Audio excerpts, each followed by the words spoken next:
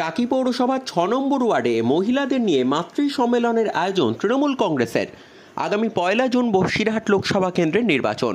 এই কেন্দ্রে তৃণমূল প্রার্থী হাজী নুরুল ইসলামের সমর্থনে জোর কদমে প্রচার কর্মসূচি চালাচ্ছে তৃণমূল কর্মী সমর্থক থেকে নেতৃত্বরা।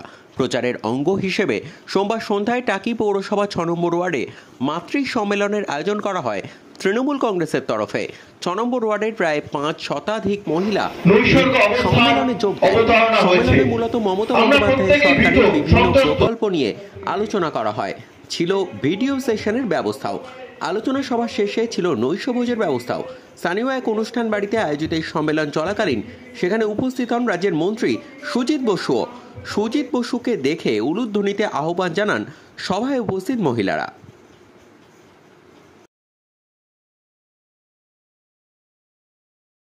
ঈশ্বর আমাকে করে দিয়েছেন, তারই প্রতিশ্রুতিতে, তারই পুরস্কার স্বরূপ বিজেপি সম্প্রদায়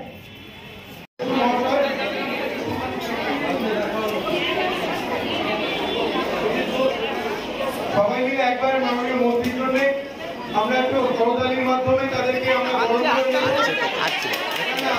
একা দিয়ে মায়েরা সব পারে পুষ্প সম্প্রদায় ফেলে দেওয়ার জন্য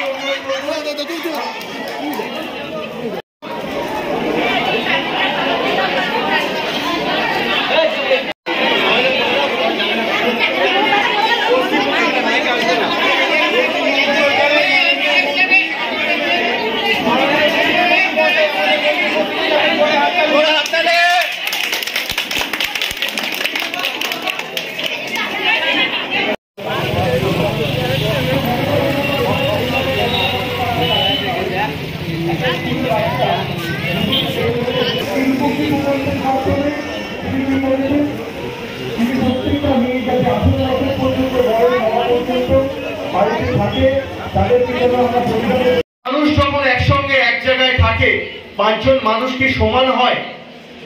কারুর মধ্যে না কারুর মধ্যে কোনো না কোনো কিছু খুঁত বা খামতি থাকে। আজকে আমার বাড়িতে আমার ৫ জন মানুষ কিন্তু সমান নয়। তো কারুর মধ্যে যদি কোনো ভুল ত্রুটি দোষ থাকতে পারে, আজকে তৃণমূল কংগ্রেস এত বড় একটা পরিবার। আপনারা জানেন ২০২১ সালের বিধানসভা নির্বাচনের সময় নরেন্দ্র মোদী ডাক দিয়েছিলেন আপকে বার ২০০ পার। তিনি বলেছিলেন এবার আমরা ২০০ সিট পাবো, কিন্তু তিনি পেয়েছিলেন মাত্র ৭০টা সিট।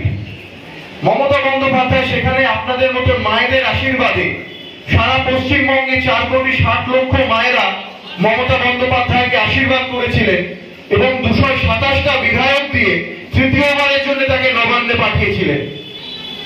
আবার এবছর ২০২৪ সালে নরেন্দ্র মোদী ডাক দিয়েছে আপকে বার ৪০০ পার।